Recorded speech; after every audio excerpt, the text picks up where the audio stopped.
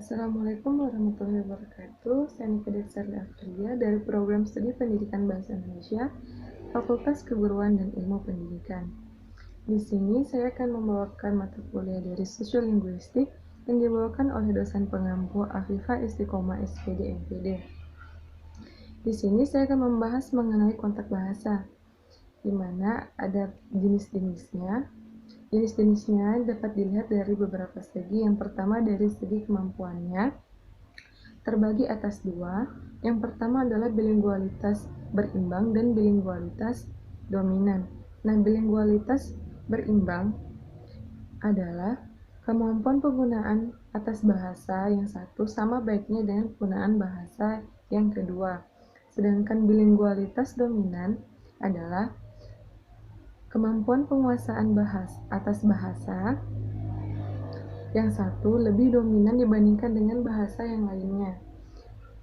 Nah, dapat juga dilihat dari segi diperolehnya, terbagi atas dua. Yang pertama adalah secara simultan dan yang kedua adalah secara berurutan. Salah satu ahli mengemukakan, menurut dari Reinwitz, tahun 1953, dia mengemukakan bahwa bilingualisme itu ada tiga. Yang pertama adalah bilingualisme majemuk, yang kedua adalah bilingualisme setara, dan yang terakhir adalah bilingualisme subordinat. Nah, materi yang kedua yang akan saya bahas adalah mengenai ahli kode dan campur kode, dan yang terakhir adalah interferensi. Nah, ahli kode adalah kemampuan penggunaan satu kode dengan kode yang lain dalam suatu peristiwa tuturan. Dan yang kedua adalah mengenai campur kode. Campur kode adalah terjadinya pencampuran atas bahasa yang terjadi secara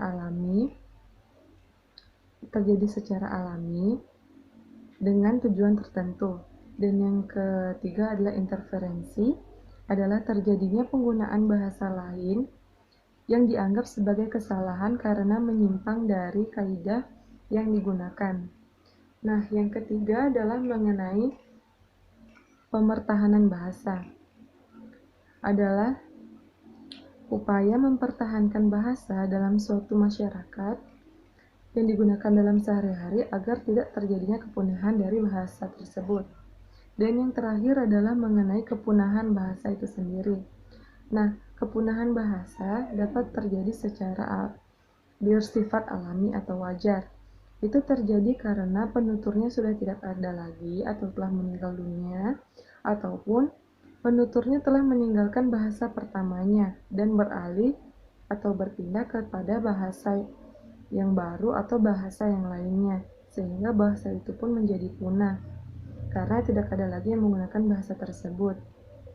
Nah, bahasa tidak hanya sebagai alat komunikasi, sebagai penyampai pesan ataupun pengetahuan saja, tetapi juga sebagai pengerat hubungan politik. Nah, itulah tadi materi dari saya mengenai kontak bahasa. Semoga bermanfaat. Saya akhiri wabillahi taufiq wal hidayah. Assalamualaikum warahmatullahi wabarakatuh.